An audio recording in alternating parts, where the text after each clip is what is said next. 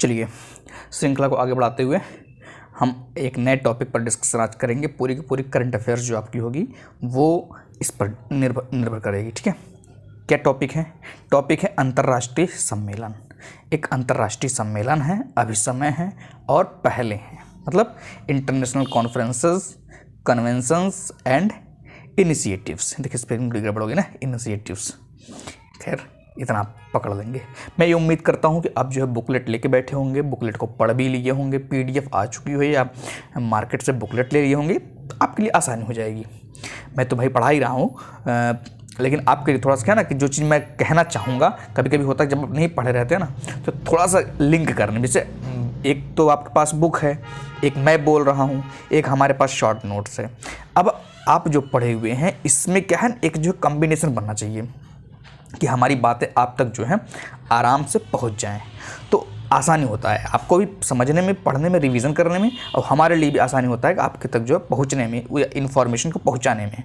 ठीक है, खैर उम्मीद करते हैं, देखते हैं कितने तक पहुंचाते हैं। आज शुरू कर रहे हैं, ये थोड़ा सा जूम कर लें, ये वाला पोर्शन है ना, COP28 है ना, COP28। इसमें क्या है, UNFCCC के पक्षकारों के सम्मेलन का 28वां सत्र है, मतलब COP28। ठीक है, ये वाला पोर्शन। अब इसमें क्या है, पहली चीज़ तो ये कि सुर्खियों में क्यों है ये। हाल ही में क्या हुआ कि UNFCCC वो इंपॉर्टेंट याद रखिएगा। इसका अगर फुल फॉर्म हम आपको बताएं, फुल फॉर्म देखिए लिखा बुकलेट में लिखा है नीचे, United nation framework convention on climate change, मतलब जलवायु परिवर्तन पर संयुक्त राष्ट्र फ्रेमवर्क कन्वेंशन है ना। ये बुक ये आप देखेंगे फुल फॉर्म मिल जाएगा। तो ये चर्चाओं में क्यों था? चर्चाओं में इसलिए था कि COP28 कहाँ पर हुआ था? UAE। कहाँ पर हुआ था? UAE के दुबई में, इसलिए जो है ये चर्चा में है। COP28 इंपॉर्टेंट है, थोड़ा सा जो है देखेंगे कि यूपीएससी जो है ऐसी चीज़ों को जो है कभी कभी पूछ लेता है। ये तो इसके लिए इंपॉर्टेंट है ही, आपके स्टेट एग्जाम जो आगे होने वाले हैं वो भी इंपॉर्टेंट है। तो थोड़ा सा आपको जो है इस पर फोकस बनाए रखना है। बाकी आराम से लेके चलिए, एकदम हल्के वे में, है ना। बार बार पढ़ेंगे तो चीज़ें क्लियर हो जाएंगी, बहुत ज़्यादा प्रेशर लेने की जरूरत नहीं, एकदम से रट लेंगे नहीं हो पाएगा। 2-3 बार पढ़ेंगे तब जा करके आपको जो है थोड़ी सी क्लियरिटी मिलेगी, तब समझ में आएगा। और ऑब्जेक्टिव क्वेश्चन में ज़्यादा दिक्कत नहीं होती है, बस आप थोड़ा सा मेहनत किए रहेंगे तो समझ में आ जाएगा। ठीक है, खैर अब बात करते हैं COP के बारे में।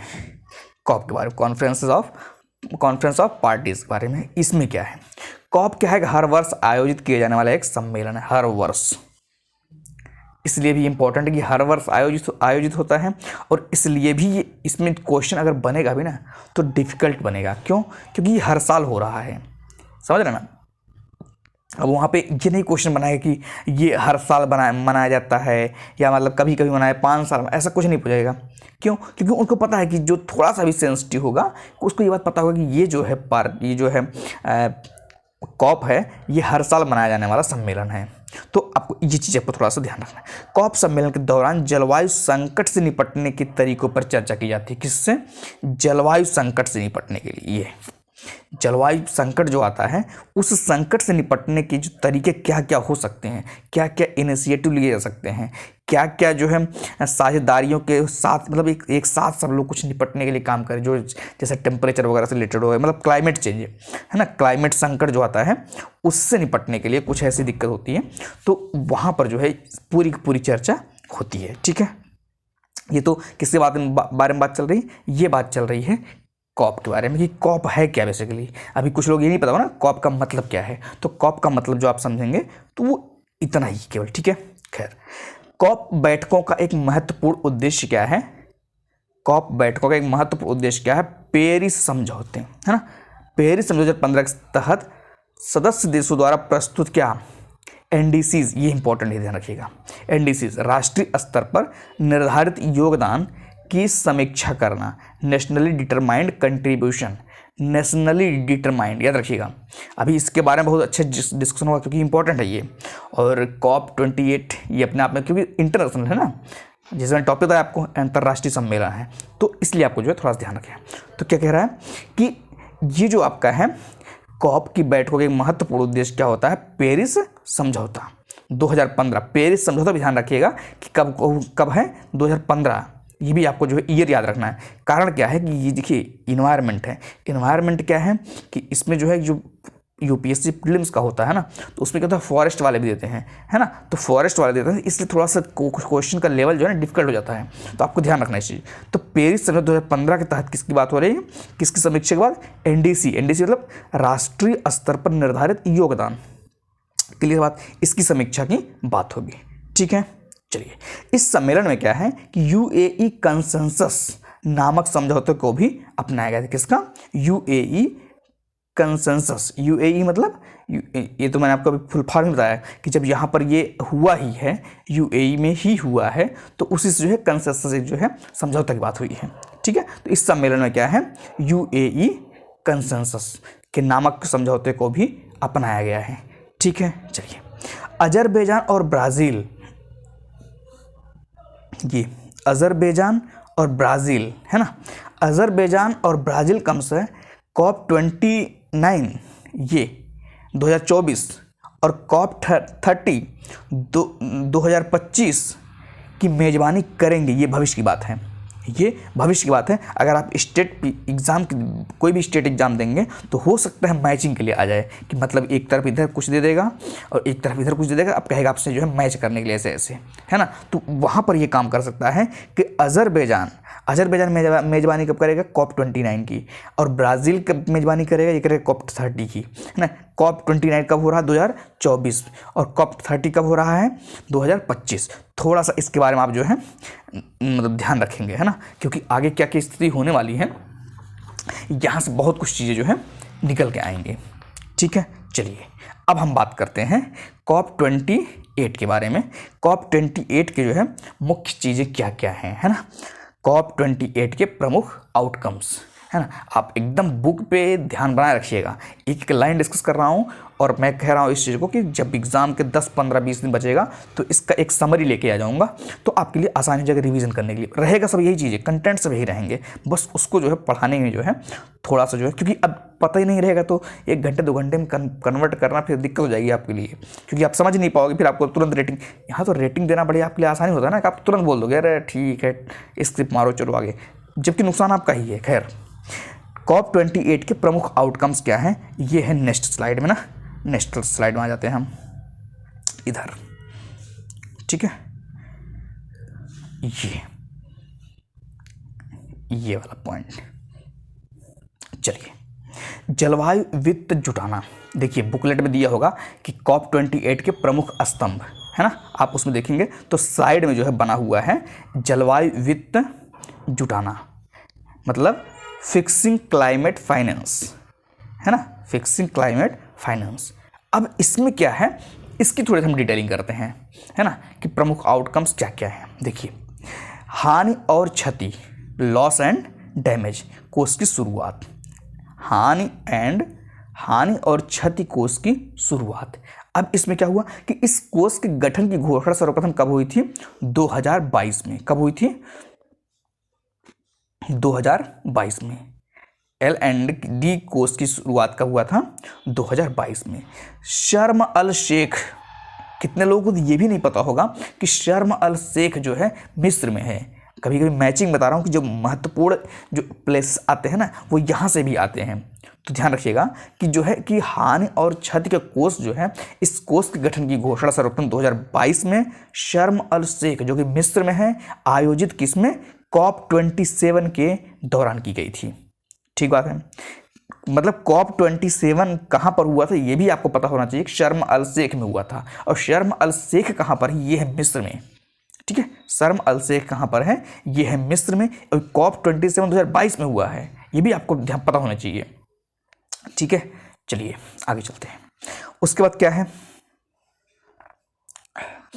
एक पॉइंट ही देखिए कि इसका उद्देश्य पहले से ही जलवायु परिवर्तन से जूझ रहे देशों को मुआवजा देना है। क्या देना है, मुआवजा देने की बात कर रहा है। मतलब क्या कि जो इस पर हुआ था पूरा ये कार्यक्रम, ये जो लाया गया है, जो शुरुआत की गई है कोष की, इस कोष का जो उद्देश्य क्या है, तो इसका जो उद्देश्य है ना कि जलवायु परिवर्तन से जो जो देश जूझ रहे हैं, जो जो देश जूझ रहे हैं किससे, जलवायु परिवर्तन से, उनको क्या करना है, मुआवजा देना है। बहुत इंपॉर्टेंट है, मतलब कि मुआवजा देने की बात हो रही है यहाँ पर। तो कौन से मुआवजे की बात हो रही है, इतना डीप में जाए यूपीएससी न जाए बात अलग है, लेकिन हमको अच्छे से लेके चलना है ना। अब क्वेश्चन सरल आ जाए तो मैं क्या करूँगा, तब तो आपको अगर फालतू में इतना पढ़ लिए, अगर क्वेश्चन टफ आ गया तो करोगे, अरे भाई मज़ा आ गया। तो अब हम तैयार पूरा आपका सब्जेक्ट से रहेंगे, पूरे सब्जेक्ट को गहराई से लेके चल रहे हैं, है ना। तो मुआवजा देने की बात है, ठीक है। चलिए, जलवायु परिवर्तन के जोखिमों से उत्पन्न होने वाले नकारात्मक परिणामों को, है ना, नकारात्मक परिणामों क्या हुआ, को हानि और क्षति कहा जाता है।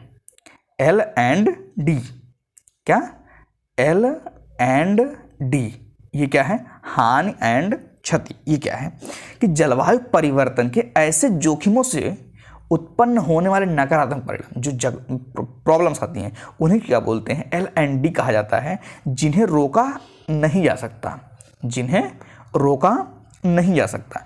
इन जोखिमों में समुद्र के जल स्तर में वृद्धि, क्या क्या, समुद्र के जल स्तर में वृद्धि, लंबे समय तक चलने वाली हीट वेव्स, मतलब एक तो समुद्र के जल स्तर में वृद्धि, एक लंबे समय तक चलने वाली हीट वेव्स, और फसलों की खराब उपज। 3 पॉइंट ध्यान रखिएगा, क्या क्या मैंने कहा कि समुद्र के जल स्तर में, अंडरलाइन करते जाइए, बुकलेट में ये चीज़ लिखा हुआ है कि समुद्र के जल स्तर में वृद्धि, लंबे समय तक चलने वाली हीट वेव्स, है ना, अंडरलाइन किसको करिएगा, समुद्र के जल स्तर में वृद्धि, हीट वेव्स और फसलों की खराब उपज, ये सब शामिल हैं L&D में, ठीक है। लॉस एंड डैमेज, क्लियर बात। चलिए, 2013 के वारसा पोलैंड में आयोजित COP19, अब देखिए COP19 में आपको थोड़ा सा ध्यान रखना है, क्योंकि सुर्खियों में है, तो आपको ये भी पता होना चाहिए, क्या पता मैचिंग के लिए ये सब चीज़ें पूछ ली जाए।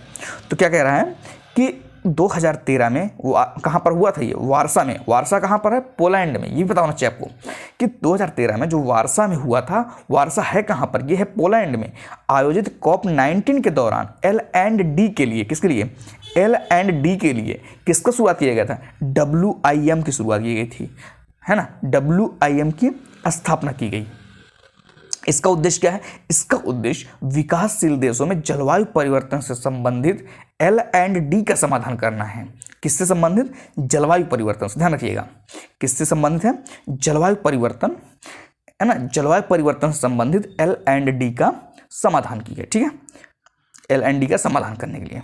चलिए, इसे विश्व बैंक के तत्वावधान में, किसके तत्वावधान में, विश्व बैंक। अब आपको विश्व बैंक के बारे में पता होनी चाहिए कि विश्व बैंक जो है कुछ अलग अलग शाखाएं, विश्व बैंक नहीं बल्कि विश्व बैंक समूह है ये, किसमें कई चीज़ें मिली हुई हैं, है ना, 3-4-5 पॉइंट हैं। तो आपको उसके बारे में थोड़ा सा जाकर डिटेल अच्छे से देख लेना, क्योंकि ये क्वेश्चन जो है विश्व बैंक के बारे में, ये इकोनॉमी का भी फेवरेट है ना। तो इकोनॉमी से रिलेटेड भी, या मतलब जो इंटरनेशनल से रिलेटेड, विश्व बैंक कई जगह रोल प्ले करता है। ये तो ये इन्वायरमेंट की बात कर ही रहा है, इन्वायरमेंट इंटरनेशनल लेवल का ऑलरेडी सब्जेक्ट है कि मतलब इंटरनेशनली मुद्दे इसमें आते रहते हैं, तो आपको इसलिए भी इंपॉर्टेंट है। ये इकोनॉमिक से रिलेटेड भी इंपॉर्टेंट है, जैसे आपका IMF वगैरह है, इस तरह से ये हेल्प करता रहता कहीं ना कहीं, है ना। तो इसलिए विश्व बैंक तो इंपॉर्टेंट अपने आप में है ही, तो ये लाइन अपने आप में इंपॉर्टेंट इसलिए हो जाती है, तो इसको ध्यान रखना है। क्या कहा मैंने कि इसे जो है विश्व बैंक के तत्वावधान में स्थापित किया जाएगा, किसे, L&D, ठीक है।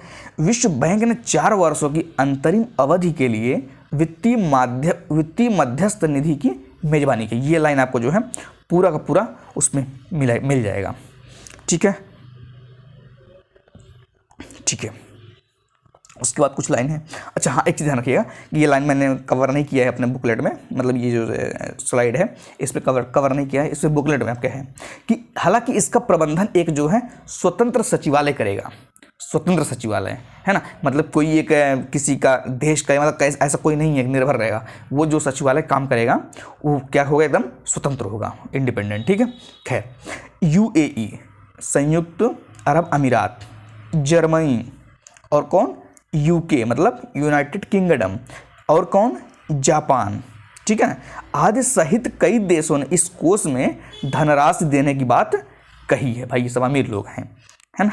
UAE भी दे रहा, सोचिए, मतलब UAE, है ना, अब इन लोग नाम थोड़ा सा हल्का सा ध्यान रखेंगे, हालांकि इतना रटने की जरूरत नहीं है, बस इतना पता रहना चाहिए। चलिए ठीक है, यूएई दे रहा है, जर्मनी, यूके, जापान, ये सब जो है इसमें धनराशि देने की बात कहे हैं।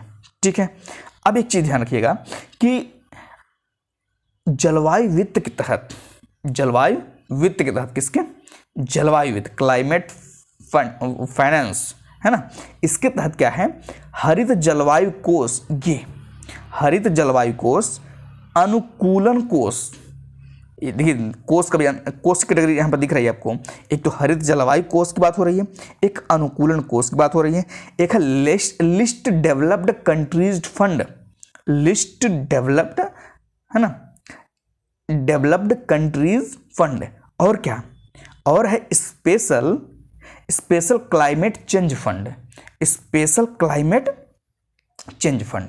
ठीक है, तो इसके बारे में क्या है कि के लिए, इनके लिए इतनी जो चीजें हैं, ये इनके लिए 83.9 बिलियन डॉलर जुटाए गए हैं। कितने, 83, काफी कुछ ज्यादा पैसा होता है क्या यार इतना तो पता होना चाहिए ना, 83.9 बिलियन डॉलर जुटाए गए हैं। ठीक है, इतना मुझे लगता है आपको ये पूरी लाइन आपको समझ में आ गई होगी। ठीक है, एक चीज ध्यान रखिएगा कि वैश्विक जलवायु वित्त फ्रेमवर्क घोषणा पत्र जारी किया गया है।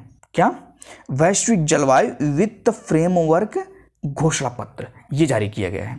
देखिए उसमें लिखा बुकलेट में कि वैश्विक जलवायु वित्त फ्रेमवर्क घोषणा पत्र जारी किया गया है। अच्छा, भारत ने इस घोषणा पत्र पर हस्ताक्षर कर दिया है, भारत ने इस घोषणा पत्र पर हस्ताक्षर कर दिया है। ये देखिए, भारत ने इस घोषणा पत्र पर हस्ताक्षर कर दिया है। अब यहाँ पर ये इंपॉर्टेंट रहता है कि जिस घोषणा पत्र की बात हो रही है, वैश्विक जलवायु वित्त फ्रेमवर्क, इस पर भारत ने जो है हस्ताक्षर किया हुआ है, ये स्टेटमेंट बन सकता है ना।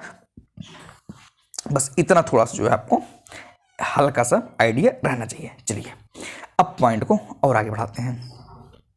क्या है, अब आप देखेंगे जो COP28 के प्रमुख आउटकम्स हैं, एक लेफ्ट साइड में, मतलब बाएं साइड में आप देखेंगे COP28 के प्रमुख स्तंभ लिखे हुए हैं। तो मैंने जो है, जो पहला स्तंभ था जलवायु वित्त जुटाना, फिक्सिंग क्लाइमेट फाइनेंस, इसको और इसके जो है मुख्य जो प्रमुख आउटकम है, इसके बारे में चर्चा कर दी है। अब देखेंगे उसके नीचे एक लाइन लिखी हुई है। वो लाइन क्या है, वो लाइन है कि लोगों, उनके जीवन एवं आजीविका पर ध्यान केंद्रित करना, लोगों, उनके जीवन एवं आजीविका पर ध्यान केंद्रित करना। देखिए इंग्लिश का लिखा हुआ, focusing on people's lives and livelihoods, है ना। अब आपको ये लाइन थोड़ा सा फोकस करना है, क्योंकि अब हम इसको एनालिसिस करेंगे, इसको मतलब इसके बारे में चर्चा करेंगे। ठीक है, खैर अब हम ये जो है लोगों, उनके जीवन एवं आजीविका पर ध्यान केंद्रित करना, अब इसके प्रमुख आउटकम्स के बारे में चर्चा करेंगे। ठीक है, पहली लाइन क्या है, पहली लाइन ध्यान दीजिएगा कि शर्म अल शेख एडॉप्टेशन एजेंडा, क्या, SAA, शर्म अल शेख एडॉप्टेशन एजेंडा पर पहली कार्यान्वयन रिपोर्ट जारी की गई है, पहली कार्यान्वयन रिपोर्ट जारी की गई है। ये इसका जो है एक महत्वपूर्ण पॉइंट, प्रमुख आउटकम्स हैं। क्या कहा, शर्म अल शेख एडॉप्टेशन एजेंडा पर पहली कार्यान्वयन रिपोर्ट जारी की गई है। ठीक है, अब आते हैं थोड़ा सा नेक्स्ट स्लाइड में।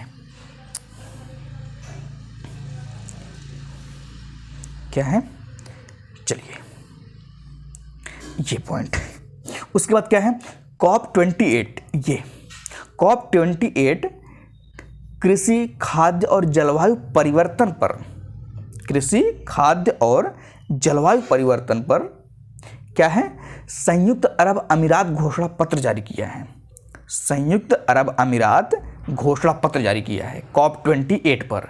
अब देखिए यहाँ पर चर्चा में कौन है, चर्चा में कौन है, संयुक्त अरब अमीरात, UAE। इसके बारे में आपको जो है पता होना चाहिए कि इसके बारे में, इसके थोड़े से राजधानी की देख लीजिएगा, इससे रिलेटेड मुद्दे भी देख लीजिएगा, कोई और मुद्दे चर्चा में हो, क्योंकि ये अपने आप में ही देख रहे हैं कि मैंने कितनी बार UAE आपको सुनाया, और आप भी पढ़ेंगे तो आपको चर्चा, अब यही तो करंट अफेयर पता चलता ना। अब पता चला नया नया जाकर वहाँ पर मिल रहा है UAE, अब आपको लग रहा है कि मैं तो सुना ही नहीं, भाई पढ़ेंगे तब सुनेंगे ना। अब सुनने के रोज फिर पता चला कि जुटे हुए हैं, फेसबुक रील्स देखें तो वहाँ पर आपको चर्चा नजर आएगी, ये नजर आएगा, है ना। अब देखिए कितनी बार चर्चा हुआ है।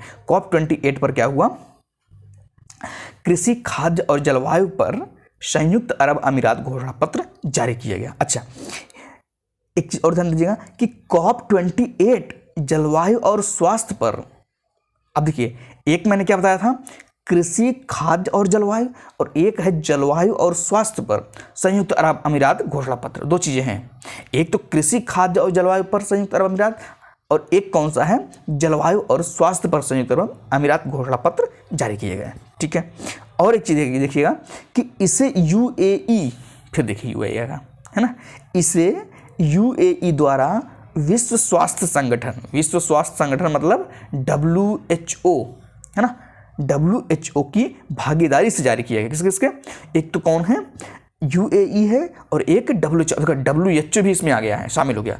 मैं पहले कौन सा शामिल हुआ था, किसकी चर्चा हो रही थी, वर्ल्ड बैंक की। अब वर्ल्ड बैंक के साथ कौन चर्चा में आया है, WHO। अब आपको वर्ल्ड बैंक को भी ध्यान रखना है और आपको WHO को भी ध्यान रखना है। जाकर थोड़ा सा जो है WHO के बारे में कुछ न्यूज और हो, या WHO या वर्ल्ड बैंक कौन कौन सी रिपोर्ट जारी करते हैं, इसको थोड़ा सा ध्यान दे दीजिएगा।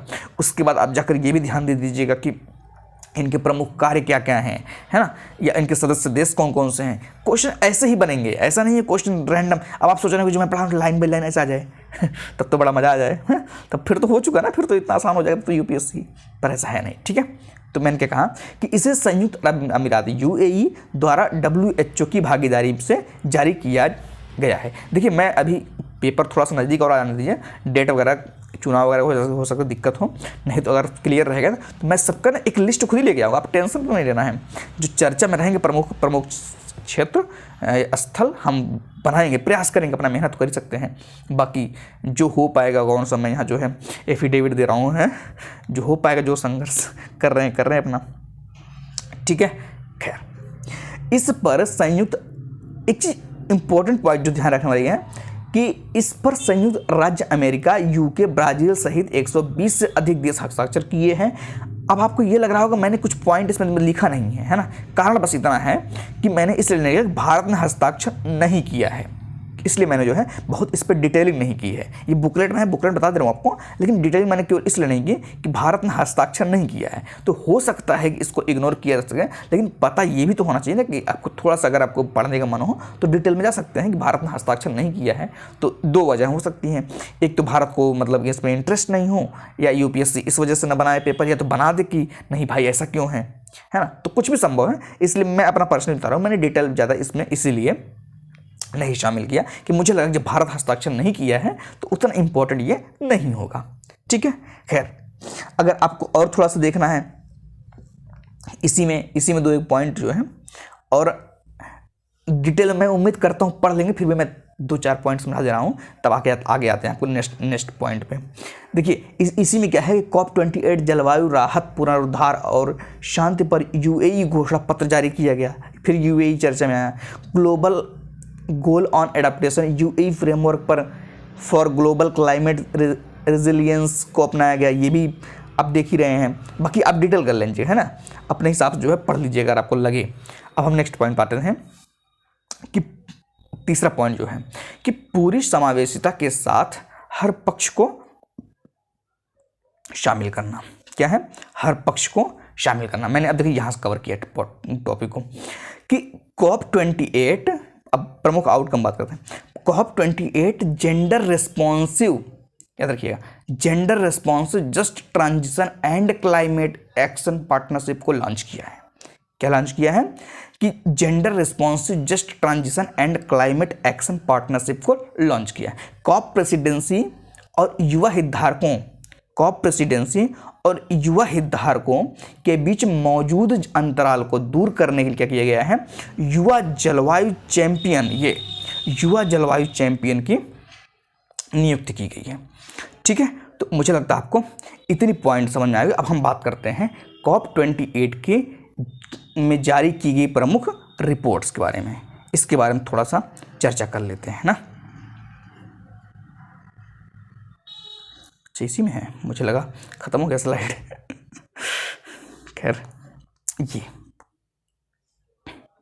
COP28 में जारी प्रमुख रिपोर्ट, ये आपके लिए इंपॉर्टेंट हो सकता है क्योंकि अक्सर जो है जो रिपोर्ट चर्चा में होती है तो उस पर जो है थोड़ा सा UPSC इंटरेस्ट लेता है। खैर COP28 में जारी प्रमुख रिपोर्ट। पहला क्या है, जलवायु वित्त पर रिपोर्ट। जलवायु वित्त पर रिपोर्ट, देखिए यह report independent high level expert group online on climate finance, क्या है, IHLEG, IHLEG शॉर्ट में याद रखिएगा, IHLEG या IHLEG द्वारा जारी की गई, ध्यान रखिएगा। कौन सी रिपोर्ट, हालांकि ये फेमस नहीं है कि जलवायु वित्त पर रिपोर्ट कौन जारी किया, लेकिन कभी कभी होता है ना कि मोड में ज़्यादा पूछ ही लेते हैं, लाओ देखते हैं तुम बता देते हो नहीं बता देते हो। जब डीप में कभी कभी UPSC गुस्सा आ जाए तो ऐसे स्टेटमेंट डाल देगी, है ना। तो IHLEG द्वारा जो है ये रिपोर्ट जारी किए गए हैं। COP26 प्रेसिडेंसी में IHLEG का गठन किया गया, किसमें, COP26 में, किसमें, COP26, है ना, COP26 में ये रिपोर्ट जारी की गई, ठीक है। COP26 प्रेसिडेंसी ने IHLEG का गठन किया था, ठीक है। IHLEG को UNFCCC पेरिस समझौते के लिए निवेश को बढ़ावा देने हेतु नीतिगत विकल्प तैयार करने और सिफारिशें करने का अधिकार प्राप्त, ठीक है। एक पॉइंट और ध्यान रख लीजिएगा इसी में, है ना, रुक जाइए थोड़ा सा आगे कर लेते हैं ये, चलिए कि अगर थोड़ा सा इसके बारे में बात कर लें, प्रमुख पॉइंट के बारे में बात कर लेते हैं। तो हालांकि बुकलेट में यह है ही कि प्रमुख बिंदु पर नजर देखिए कि वैश्विक जलवायु वित्त के लिए प्रतिबद्ध राशि पिछले दशक के दौरान बढ़कर कितना हो गया, 3 गुना से भी अधिक हो गई। हालांकि यह आवश्यक राशि की तुलना में अभी भी बहुत कम है, ठीक है। जलवायु वित्त का प्रवाह विकसित देशों और चीन में केंद्रित है। जलवायु वित्त का प्रवाह विकसित देशों और कहाँ पर, चीन में केंद्रित है। ये वाली लाइन थोड़ा सा ध्यान रखिएगा कि जलवायु वित्त का प्रवाह विकसित देशों और चीन में केंद्रित है, ठीक है। मुझे लगता है ये पॉइंट आपको समझा। और एक चीज़ ध्यान रखिएगा कि और उपयोग अनुकूलन की बजाय शमन पर अधिक है। उपयोग क्या है, अनुकूलन की बजाय शमन पर अधिक होता है, ठीक है। अब एक रिपोर्ट और है इनकी, वो कौन सी रिपोर्ट है, वो है NI on methane. NI on methane, NI देखिए हिंदी में क्या लिखा है, N लिखा है, लेकिन इंग्लिश में क्या है, वो N है, N नहीं है, ना। NI ऑन मीथेन रिपोर्ट, ठीक है, प्रकाशित की गई।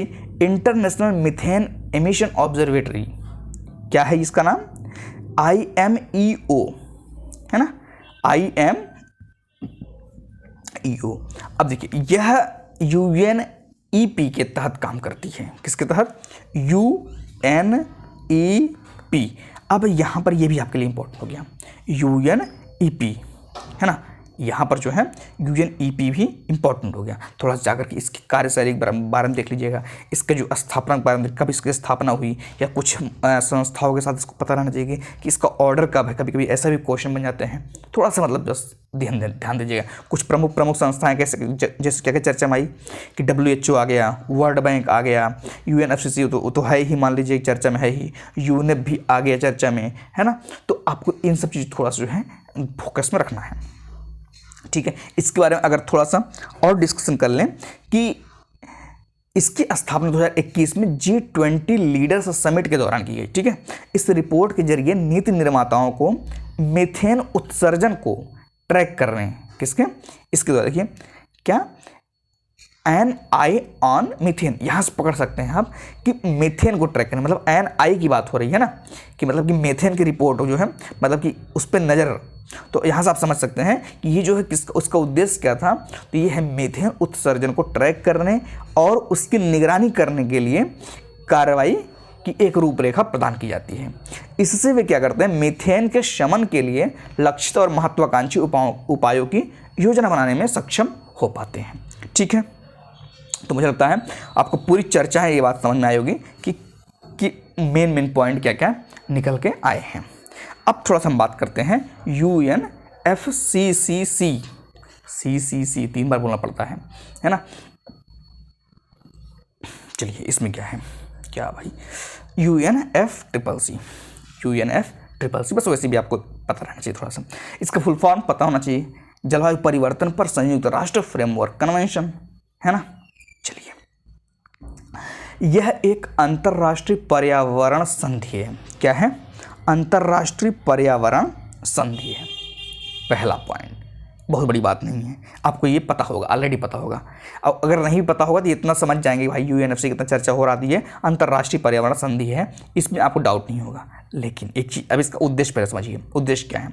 उद्देश्य है कि इसका उद्देश्य ग्लोबल वार्मिंग को रोकने के लिए, किसके लिए? ग्लोबल वार्मिंग को रोकने के लिए ग्रीन हाउस गैसों के उत्सर्जन में कमी करना। ग्रीन हाउस GHG मतलब कि ग्लोबल वार्मिंग को रोकने के लिए ग्रीन हाउस गैसों के उत्सर्जन में कमी करने के लिए इसका उपयोग किया गया है, मतलब इसमें जो है इसका उद्देश्य है। ठीक है, चलिए उत्पत्ति की बात कर लें। इस पर पर्यावरण और विकास पर संयुक्त राष्ट्र सम्मेलन 1992 में हस्ताक्षर किए गए। कब किए गए? 1992 में हस्ताक्षर किए गए। कहाँ पर? पर्यावरण और विकास पर संयुक्त राष्ट्र सम्मेलन, याद रखिएगा, संयुक्त राष्ट्र सम्मेलन। इस सम्मेलन को पृथ्वी शिखर सम्मेलन, बहुत इंपॉर्टेंट है, UNFCCC के बारे में जब भी चर्चा आएगी तो पृथ्वी शिखर सम्मेलन आपके दिमाग में तुरंत आना चाहिए कि इस सम्मेलन को क्या बोलते हैं? पृथ्वी शिखर सम्मेलन। वैसे भी आप याद रखिएगा कि जो है ये सम्मेलन सबसे बड़ा सम्मेलन, इस तरह से याद, तब भी याद रहेगा कि पृथ्वी शिखर सम्मेलन, पृथ्वी पर सबसे जो है बड़ा सम्मेलन, पृथ्वी शिखर सम्मेलन के नाम से भी जाना जाता है। इसी सम्मेलन के दौरान क्या हुआ था? UNFCCC की उत्पत्ति हुई थी। किस सम्मेलन के दौरान? पृथ्वी शिखर सम्मेलन। ये कौन सा सम्मेलन था? ये था पर्यावरण और विकास पर संयुक्त राष्ट्र सम्मेलन। टाइमिंग अगर आपको ये याद रखना है तो 1992 ये वही समय होता है कि जब जो है ग्लोबलाइजेशन वगैरह आता है, जब फाइनेंशियल क्राइसिस रहती है, तो उस समय भाई ये 90 जो लोग इकोनॉमी पढ़े होंगे तो उनको इसके बारे में जो है ध्यान होगा कि हाँ ऐसे समय जो है मनमोहन सिंह जो बहुत फेमस हुए थे कि मनमोहन सिंह जो है अर्थशास्त्र के भगवान, मतलब इसी के संदर्भ में आए थे, है ना, कि जो है उन्होंने ग्लोबलाइजेशन वगैरह किया था, फिर मतलब चीज़ें बदली थी, है ना। खैर, अब बात कर लेते हैं सचिवालय के बारे में। पता ही आप पढ़ लेंगे, बॉन में है। कहाँ पर? जर्मनी में। सदस्य क्या है? भारत सहित कितने हैं? 197 सदस्य। कितने हैं? भारत सहित 197 सदस्य हैं, सदस्य पक्षकार। ठीक है, अगर प्रमुख समझौते की बात कर लें, किसकी बात कर लें? प्रमुख समझौते की। अब प्रमुख समझौता कौन कौन सा है? आ जाते हैं हम जो है नेक्स्ट स्लाइड में कि प्रमुख समझौता कौन कौन सा है, इधर आ जाते हैं। अब इनका जो है प्रमुख समझौते कौन कौन से हैं इसके बारे में थोड़ा चर्चा कर लेते हैं। प्रमुख समझौता में सबसे पहले क्या है? पेरिस समझौता। कौन समझौता? पेरिस समझौता। पेरिस समझौता में क्या है? इसे 2015 में अपनाया गया था। कब? 2015 में इसे अपनाया गया। यह समझौता कानूनी रूप से बाध्यकारी है, ये बहुत बड़ी बात है। अभी तक मैंने जो इतनी आपको चीज़ें कहानियाँ सुनाई, यहाँ पर मैंने एक भी बार ये शब्द नहीं यूज किया है कि बाध्यकारी, लेकिन पेरिस समझौता एक ऐसा समझौता है जो कि बाध्यकारी है। ये आपको जो है एकदम दिमाग में कंठस्थ रहा। पेरिस, वैसे भी पेरिस है, पेरिस किसी भी तरह से आपको ध्यान रखना कि पेरिस जो है बाध्यकारी समझौता है, क्योंकि ये हाईलाइटेड चीज़ है, क्योंकि जो भी है समझौता इसमें वो सब करना पड़ेगा, है ना, इसलिए जो है ये बाध्यकारी है। ठीक है, उसके बाद इसी में जो है अगर ये बाध्यकारी है, इसके बाद थोड़ा सा लक्ष्य के ध्यान रखेंगे तो इसका लक्ष्य क्या है पेरिस समझौता का? कि वैश्विक औसत तापमान वृद्धि को पूर्व औद्योगिक स्तर से 2 डिग्री सेल्सियस, जितना जो है एवरेज है उससे जो है 2 डिग्री सेल्सियस से नीचे बनाए रखना है। जो भी है एवरेज उससे 2 डिग्री सेल्सियस नीचे बनाए रखना है, एक पॉइंट ये। और तापमान वृद्धि को 1.5 डिग्री सेल्सियस तक जो है क्या करना है? सीमित करने का प्रयास करना है। ठीक है ना, एक पॉइंट मुझे लगता है आपको ये क्लियर हो गया होगा। कौन सा? पेरिस समझौता। पेरिस समझौता पहले चीज़ को टेम्परेचर की बात हो रही है कि टेम्परेचर को कंट्रोल करना है। एक तो 2 डिग्री और 1.5 मतलब 1.5, 2 डिग्री एंड 1.5 डिग्री, इन दोनों डिग्री का जो स्पेसिफिकेशन है ये ध्यान रखिएगा। जैसे कहा कि पूर्व औद्योगिक स्तर से 2 डिग्री सेल्सियस नीचे बनाए रखना है, पहली पॉइंट ये। और 1.5 डिग्री जो है इससे इस तक सीमित रखना है। जो तापमान वृद्धि है 1.5 डिग्री सेल्सियस तक सीमित रखने का प्रयास किया जाएगा। ठीक है, तो ये जो है आपका पेरिस समझौता है। चलिए, उसके बाद अब आता है क्योटो प्रोटोकॉल। कौन प्रोटोकॉल? अब ये समझौता नहीं है, ये प्रोटोकॉल है, ध्यान रखिएगा। पेरिस क्या है? ये समझौता है, और ये जो आपका क्योटो है ये प्रोटोकॉल है, इसको ध्यान रखिएगा। अब यहां पर समझिए कि इसे 1997 में अपनाया गया था। कब? 1997। इसे 1997 में अपनाया गया था और यह 2005 में लागू हुआ था। और यह जो है 2005 में लागू हुआ था, मतलब कि 97 और 5 मतलब 8 साल बाद ये जो है लागू किया गया। 97 में ये अपनाया गया था और क्योटो प्रोटोकॉल मतलब 8 साल बाद ये जो लागू किया गया था। ये थोड़ा सा आपको जो है ये पता होना चाहिए। लेकिन अब मेन पॉइंट ध्यान रखिए, यूपीएससी किस फोकस करती है कि यह औद्योगिकृत देशों और संक्रमणशील अर्थव्यवस्थाओं को अपने अपने सहमत लक्ष्यों के अनुसार, देखिए अपने अपने सहमत लक्ष्यों के अनुसार क्या करना है। जीएचजी चर्चा में आया, क्योटो प्रोटोकॉल, ध्यान रखिए क्योटो प्रोटोकॉल जैसे आए जीएचजी आपके दिमाग में रहना चाहिए। जीएचजी क्या करना है? जीएचजी में जीएचजी उत्सर्जन को सीमित व कम करने हेतु प्रतिबद्ध करता है। जीएचजी उत्सर्जन क्योटो प्रोटोकॉल में जैसे आपके दिमाग में आए, आपको यह पता होना चाहिए कि जीएचजी की बात हो रही है। जीएचजी कम करना या सीमित करने की बात हो रही है। लेकिन जब आपका पेरिस समझौते की बात आ जाए तो पेरिस समझौते में ध्यान रखिएगा, आपके दिमाग में तुरंत आना चाहिए ये टेम्परेचर की बात कर रहा है, 2 डिग्री और 1.5 डिग्री। इसीलिए जब ये टेम्परेचर की बात कर रहा है तो ये क्या है? ये बाध्यकारी है, पेरिस समझौता। लेकिन क्योटो प्रोटोकॉल में अभी तक मैंने ऐसा कुछ नहीं बताया है कि ये बाध्यकारी है ना। बस इतना आपको ध्यान रखना है कि जीएचजी उत्सर्जन को सीमित व कम करने होती है जो है प्रतिबद्ध है। ठीक है, टाइम ईयर की बात कर लें तो पेरिस समझौता 2005 की बात है। 2015 5 कर रहा हूं, पेरिस समझौता 2015 की बात है। लेकिन जो क्योटो प्रोटोकॉल है 2005 की, मतलब कि क्योटो प्रोटोकॉल पहले हुआ है, ये भी समझिए। क्योटो प्रोटोकॉल ये पहले हुआ है, पेरिस समझौता बाद में हुआ है। मतलब क्योटो प्रोटोकॉल के 10 साल बाद पेरिस समझौता हुआ है। क्योटो प्रोटोकॉल जो 2005 में हुआ, इसके पहले ही जो है मतलब 8 साल पहले अपनाया गया था और 8 साल बाद इसको जो है क्या किया गया, लागू किया गया। ठीक है, तो मुझे लगता है आपको पेरिस समझौता क्योटो प्रोटोकॉल के बारे में थोड़ी सी अच्छी अंडरस्टैंडिंग हुई। हाँ, इसके तहत ध्यान रखिएगा कि इसके तहत निर्धारित जो प्रतिबद्धताएं थी वो 2020 में समाप्त हो चुकी हैं। मतलब कि 97 में अपनाया गया, 2005 में लागू किया गया और 2020 में इसकी प्रतिबद्धताएं क्या हुई? समाप्त हो गई। ठीक है, चर्चा किस लिए होती है इसकी? जीएचजी उत्सर्जन को सीमित व कम करने के लिए। लेकिन पेरिस समझौता में ऐसा कुछ नहीं है अभी, है ना। पेरिस समझौता में आपको ध्यान रखना है 2015 में अपनाया गया, ये कानूनी रूप से बाध्यकारी है और ये टेम्परेचर की बात कर रहा है, जिसमें कि टेम्परेचर वृद्धि के बारे में अगर बात कर रहा है, औद्योगिक स्तर से कितना 2 डिग्री सेल्सियस से नीचे बनाए रखने की बात कर, 2 डिग्री सेल्सियस नीचे बनाए रखने की बात कर, ध्यान रखिए 2 डिग्री सेल्सियस से नीचे। और तापमान वृद्धि की जब बात कर रहा है तो ये कह रहा है कि 1.5 डिग्री सेल्सियस तक क्या करना है, इसको सीमित करने का प्रयास किया जा रहा है। तो मुझे लग रहा है कि मैंने इतनी जो कहानियां सुनाई आपको थोड़ा सा समझ में आया होगा कि हाँ, कि पेरिस समझौता और क्योटो प्रोटोकॉल दोनों में कुछ आपको दिमाग में ग्रैप्स हुआ होगा। नहीं, मुझे लगता है कि जितना मैं कहानी सुना रहा हूँ आपके दिमाग सेट हो जाएगा, बस आराम से सुनिए केवल, है ना। पूरी कहानी की जो इसकी याद हो जाएगा। ठीक है, उसके बाद अब जो है अन्य पहले के बारे में चर्चा करते हैं। इससे रिलेटेड क्या है, कुछ अन्य पहले हैं, है ना। चलिए, इसमें क्या है, UNFCCC सचिवालय में क्या हुआ, momentum for change climate neutral now को लॉन्च किया गया। बहुत इंपॉर्टेंट है दोस्त, क्या momentum for change climate neutral now, momentum for change climate neutral now कहाँ से? UNFCCC। मैंने कहा UNFCCC ये अपने आप में ही एक महत्वपूर्ण संस्था, मतलब ये सब है।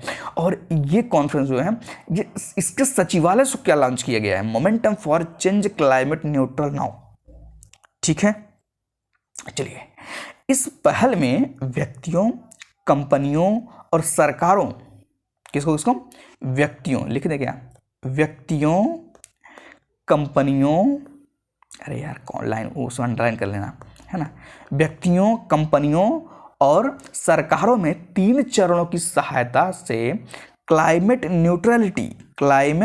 न्यूट्रलिटी को अपनाने को प्राप्त करने का आग्रह किया गया है। Momentum for climate change neutral now, है ना, momentum for change climate neutral now, इसके लिए बात हुई है, जिसमें ये कहा गया है व्यक्तियों, कंपनियों और सरकारों में 3 चरणों की सहायता से, ध्यान रखिएगा, 3 चरणों की सहायता से क्लाइमेट न्यूट्रलिटी को प्राप्त करने का आग्रह किया गया है। इन 3 चरणों में शामिल है क्या क्या, 3 चरणों में क्या क्या शामिल है इसको देखिए। इन 3 चरणों में जो शामिल है वो है आपका एक है क्लाइमेट फुटिंग को मापना, उत्सर्जन को कम करना और इसे क्या कर देना है, ऑफसेट कर देना है। क्या क्या, क्लाइमेट फुटप्रिंट को मापना, उत्सर्जन को कम करना और इसे ऑफसेट करना, है ना। तो मुझे लगता है ये पूरी पॉइंट आपको समझ में आई होगी। अब थोड़ा सा जो है इसके बारे में डिटेलिंग करते हैं। क्लाइमेट न्यूट्रलिटी के बारे में, यह उन उत्सर्जन को संतुलित करके net zero green house gas उत्सर्जन प्राप्त करने का विचार है। क्या कह रहा है, नेट जीरो का मतलब होता है कि जैसे 5 है, अगर -5 कर दो 0 हो जाएगा, इसको बोलते हैं नेट, मतलब कि जोड़ घटा करके क्या आ जाए, 0 आ जाए, ये होता है नेट जीरो। मैंने क्या कहा, क्लाइमेट न्यूट्रलिटी यह उन उत्सर्जनों को संतुलित करके, जो भी उत्सर्जन हो रहे हैं उसमें प्लस माइनस किसी तरह से करके क्या कर दीजिए कि 0 ग्रीन हाउस गैस उत्सर्जन प्राप्त करने का विचार है, जो ग्रह के प्राकृतिक अवशोषण के माध्यम से हटाए गए उत्सर्जन के बराबर या उससे कम हो। ठीक है। अब बात कर लेते हैं थोड़ा सा क्लाइमेट फुटप्रिंट के बारे में। मानवीय गतिविधियों जो मनुष्य लोग जो काम करते हैं, देखिए यूपीएससी लिए इंपॉर्टेंट है ये पॉइंट कि यूपीएससी से प्रश्न बना सकती है कि क्लाइमेट न्यूट्रलिटी क्या है, इसके बारे में बताइए या इसके बारे में सही विकल्प को चुनिए। अब आप चुन रहे हैं, आप पढ़े तो है नहीं, अब आप जबरदस्ती चुन रहे हैं कि या तुक्का मार दे क्या, किसी ने कहा तो 2 में से किसी को निकाल दो, ये नेगेटिव हटा दो, बहुत हटा दो, ये कर दो, वो कर दो। भाई पढ़े नहीं तो यही करेंगे ना। लेकिन अगर आपको पता है क्लाइमेट न्यूट्रलिटी क्या है तो आराम से आप जो है पिक कर जाएंगे। उसी तरह से क्लाइमेट फुटप्रिंट क्या है कि मानवीय गतिविधियों द्वारा उत्सर्जित GHG, ध्यान रखिए, क्लाइमेट फुटप्रिंट जैसे बात है आपके दिमाग में तुरंत ये आना चाहिए क्या, GHG। जैसे क्लाइमेट न्यूट्रलिटी की बात आए आपके दिमाग में तुरंत क्या आना चाहिए, GHG। अब बात आती है कि न्यूट्रलिटी की बात हो रही है, जब न्यूट्रलिटी की बात हो जाए तो आपके दिमाग में तुरंत ये बात आना चाहिए कि GHG को किसी तरह से इधर प्लस माइनस करके न्यूट्रल कर देना है ना। लेकिन जब ये फुटप्रिंट की बात आ रही है, यहाँ न्यूट्रल करने प्लस माइनस नहीं करना है, यहाँ पर क्या करना है कि ये जो GHG है मानवीय गतिविधि, यहाँ पर ये ध्यान रखना आपको कि मानवीय गतिविधियों द्वारा उत्सर्जित GHG की वायुमंडल में कुल मात्रा। ठीक है, तो मुझे लगता है आपको पूरी की पूरी जो है कहानी समझ में आ गई। अब हम सोच रहे हैं कि डिस्कस कर लें कि UNFCCC द्वारा जारी की जाने वाले रिपोर्ट, लेकिन ये है थोड़ा सा लंबा पॉइंट। अगर मैं शुरू करूँगा तो ये पहुँच जाएगा हमको लगता है 1 घंटे तक, इसलिए मैं यहाँ पर जो ऑलरेडी जो है लगभग 44-45 मिनट हो चुके हैं। तो मैं उम्मीद करता हूँ कि आपको इतनी पूरी कहानी समझ में आई होगी। रिवीजन मारिएगा, रिवीजन करिएगा अच्छे से। बाकी मिलते हैं नेक्स्ट लेक्चर में। ठीक है, आज तक के लिए इतना ही।